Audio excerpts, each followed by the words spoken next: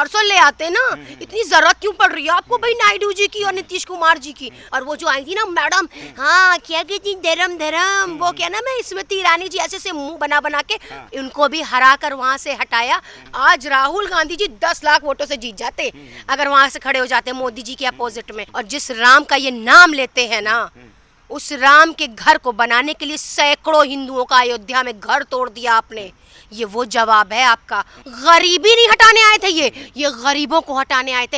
एक तो आपने पेपर लीक किया, ऊपर से आपने लाठी चलवाई। मुझे तो शर्म आती है आप लोगों को प्रधानमंत्री और मुख्यमंत्री कहते हुए। इंडिया गठबंधन सरकार बना रहा है, राहुल गांधी जी सरकार बना रहे। नमस्कार। देश में चुनाव खत्म हो चुके हैं और सरकार बनाने की कवायद चल रही है और इसी बीच हमारी मुलाकात हुई है उज़्मा परवीन से। मैम, आपका स्वागत है हमारे चैनल पे। जी शुक्रिया। क्या कहेंगी जिस तरह की ये जीत हुई है, क्या आपको इस तरह की उम्मीद थी? क्योंकि हालांकि खड़गे साहब ने कहा था कि 295 सीटें इंडिया गठबंधन ला रहा है, लेकिन पार्टी के तौर पे देखा जाए तो अपने कार्यकर्ताओं को उत्साह दिलाने के लिए कहते रहते हैं। आप लोगों को क्या उम्मीद थी कि इस तरह के रिजल्ट आएंगे? देखिए, जो खड़गे जी ने बोला था वो सच बोला था और हम लोग सच बोलते हैं। हम लोग बड़े बड़े वो फेकम फाक नहीं करते 400 पार 400 पार। इनका झूठा नारा था 400 पार। अब ये चुनाव गले की हड्डी बन चुका है भाजपा के, ना वो निगला जा रहा है और ना वो थूका जा रहा है। तो फिर ये फंसे हुए बना लेते भाई, 400 ले आते ना, इतनी जरूरत क्यों पड़ रही है आपको भाई नायडू जी की और नीतीश कुमार जी की, बना लेते अकेले अकेले सरकार। तो ये बेचारे फंसे हुए हैं, ये दिक्कत हो गई है इनको, ये बेसहारा हो गए एकदम। इनका साथ जनता ने भी छोड़ दिया है, नेताओं ने भी इनका साथ छोड़ दिया है, इसलिए ये बेसहारा हो गए। और जब भी कुर्सी से जाएंगे तब इनको और दिक्कत होगी, क्योंकि ये समझ रहे थे धर्म की राजनीति करो। और वो जो आई थी ना मैडम, हाँ क्या कहती धर्म धर्म, वो क्या ना, मैं स्मृति ईरानी जी ऐसे से मुंह बना बना के प्रियंका गांधी जी की मिमिक्री कर रही थी। आज प्रियंका गांधी जी ने, हम सारी महिलाओं ने स्मृति ईरानी जी को भी जवाब दे दिया, वो भी करारा वाला जवाब दे दिया। तो इनको भी हरा कर वहाँ से हटाया। राहुल गांधी जी की जीत वाई नॉट से लेकर रायबरेली तक जो हुई है वो एक बहुत ज़बरदस्त जीत है। और बेचारे मोदी जी जो लड़ रहे थे अजय राय के उस पे, तो अजय राय जी ने भी 12:30-1 बजे तक के मोदी जी को पानी पिलाते रहे भाई। बड़ी बात है ये, बड़ी बात है। तो सोचिए अगर राहुल गांधी जी आ जाते मोदी जी के अपोजिट में, तब क्या हाल होता भाई। मुझे तो मतलब मेरा तो अब दिल ऐसा कर रहा था कि राहुल जी को वहीं से खड़े हो जाना चाहिए था। आज राहुल गांधी जी 10 लाख वोटों से जीत जाते अगर वहां से खड़े हो जाते मोदी जी के अपोजिट में। तो ये जनता का मन है और जनता मन बना चुकी है कि उसे राहुल गांधी जी जैसा नेता चाहिए। फेकम फाक करने वाला फेंकू नहीं चाहिए, हमें ऐसा प्रधानमंत्री नहीं चाहिए। कल कुछ कहे, आज कुछ कहे, परसों कुछ कहे, तो वो 3-4 तरह की बातें हो गई हैं उनकी। एक बात पर रहिए, एक बात पर बस। भाजपा ने 400 का नारा दिया था और अपनी पार्टी के लिए 370 का टारगेट सेट किया था, लेकिन जनता ने 272 का जादुई आंकड़ा भी छूने नहीं दिया। तो कहां से ये कमाल हुआ? क्या लगता है जनता ने क्या सोचा और किस तरह से अपने वोटिंग पैटर्न में बदलाव किया है? जिस तरह से हम देखते हैं कि महाराष्ट्र, बंगाल और यूपी ने पूरी तरह से जो है भाजपा को बिल्कुल ही नकार दिया। क्या कहेंगे आप? घर तोड़े थे आपने, मजलूमों की आहें ली थी आपने, भूल गए? वो आंसू जाया नहीं गए और वो आंसू ऊपर वाले तक पहुँचे। और जिस राम का ये नाम लेते हैं ना, उस राम के घर को बनाने के लिए सैकड़ों हिंदुओं का अयोध्या में घर तोड़ दिया आपने। ये वो जवाब है आपका, वो मजलूमों का, वो मासूमों का घर, उन गरीबों का घर जिनके पास ठिकाना नहीं है, जिनके पास एक वक्त खाने के लिए रोटी नहीं है। आपने उनके घर तोड़े, उनको बेसहारा कर दिया, उनको फुटपाथ पर रहने पर, सोने पर मजबूर कर दिया। उनकी आंखों के आंसू, वो आंसू आपके लिए बद्दुआ बन गए। और आपके लिए ये बद्दुआ जो बने, ये आपको दिखा दिया, आपको मुंह के बल गिरा दिया है जनता ने। ये जनता का चुनाव था, ये किसी नेता का चुनाव नहीं था। और जनता जब अपने ऊपर आती है ना, तो अच्छों को उठाकर फेंक देती है। और ये जनता जनार्दन है, जिसको चाहेगी चढ़ा देगी, जिसको चाहेगी उतार देगी। तो जनता का सेवक बन के रहना, जनता के सर पर नहीं बैठना है। जनता को एकदम इन्होंने ऐसे पैर की जूती समझ लिया था। चलाओ बुलडोजर भाई सबके घरों पे, हटाओ भाई सबका घर, हटाओ भाई दुकानें, हटाओ भाई गरीबों को। गरीबी नहीं हटाने आए थे ये गरीबों को हटाने आए थे। इन्होंने गरीबों को हटाने की कोशिश करी है।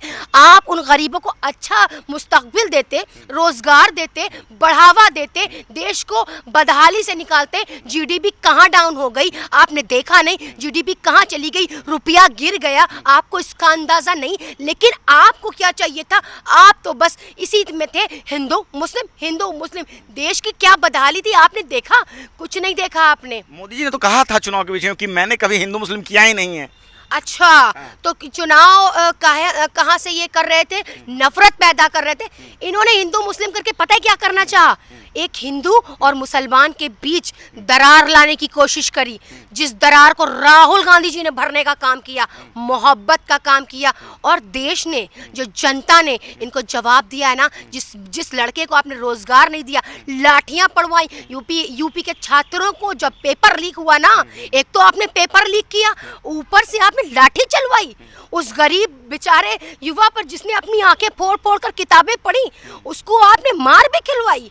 अरे शर्म आनी चाहिए। मुझे तो शर्म आती है आप लोगों को प्रधानमंत्री और मुख्यमंत्री कहते हुए। दुख नहीं है आपको जनता का? असली नेता तो वही होता है ना जो जनता का दुख समझे। अरे नेता छोड़िए, असली सच्चा इंसान वही है जो गरीबों का दुख समझे, जो गरीबों को देखे।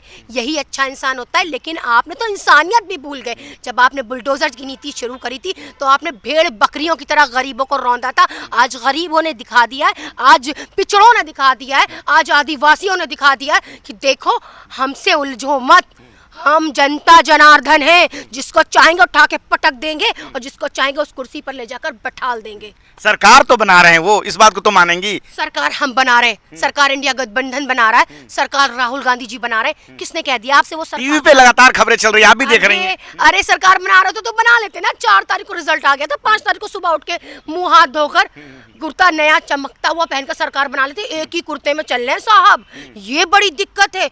एक दिन में 17 सूट बदलने वाला शख्स, लाखों का सूट बदलने वाला शख्स, एक हरी बंडी और सफेद कुर्ते में मुझे दिखा सारा दिन। तो मैं तो एक हैरत में हो गई। इसका मतलब ये चुनाव आपके गले की हड्डी बन चुका है और ये गले की हड्डी आपके हलक में अटक चुकी है। सरकार बनाने नहीं पा रहे हैं, इसका मतलब ये बहुत ही विवश हो चुके हैं, ये कमज़ोर हो चुके हैं, लाचार हो चुके हैं, लाचार। और ये लाचारी दिख रही है मोदी जी आपकी। और इंडिया गठबंधन, पूरा देश साथ है आपके। इंडिया गठबंधन सरकार बना रहा है, राहुल गांधी जी सरकार बना रहे हैं। शुक्रिया, जय हिंद, जय भारत। नायडू बाबू को लेके क्या कहेंगी? नायडू बाबू आप लोगों के संपर्क में हैं? बिल्कुल, वो आ रहे हैं हमारे साथ। और जिसको हमारे देश की फिक्र होगी वो आएगा, चाहे वो नीतीश कुमार जी हों, चाहे वो नायडू बाबू जी हों, ये दोनों आएंगे। क्योंकि इनके दिल में भी कहीं ना कहीं हिंदुस्तान बसता है, ठीक है। और हिंदुस्तान वो जानते हैं मोहब्बत से चलेगा। नायडू जी की भी आने वाली नस्लों का सवाल है, नीतीश कुमार जी की भी आने वाली नस्लों का सवाल है, और देश के हर भारत के आने वाले नस्लों का सवाल है। तो कभी मुझे ये लगता है कि ये लोग गलत फैसला नहीं लेंगे। आज अगर नायडू जी फैसला लेंगे तो बहुत सोच समझ कर लेंगे। और मुझे उम्मीद है, वैसे भी हमारे इंडिया गठबंधन सरकार बन रही है और सब साथ हैं। इंशाल्लाह जल्दी आपको मिठाई खाने को भी मिल जाएगी। एक आखिरी सवाल, अयोध्या के हिंदू हिंदू नहीं रहे, लगातार सोशल साइट पे चल रहा है, क्या कहेंगे इस बात को लेके?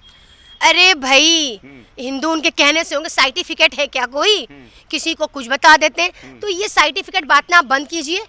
असली हिंदू तो रामचरितमानस पे है। राम का जो चरित्र था ना, उस पे चल देते आप।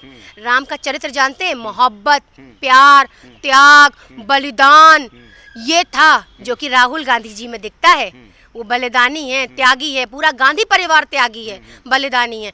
तो आपको आप अपने आप को जो बता रहे हैं, तो सच्चा व्यक्ति तो राहुल गांधी जी है। और राम की छवि जो दिखती है वो राहुल गांधी जी में दिखती है, मोदी जी में तो नहीं दिखती मुझे। मोदी जी में नहीं दिखती ना, मोदी जी में नहीं दिखती। राम जी झूठ नहीं बोलते थे।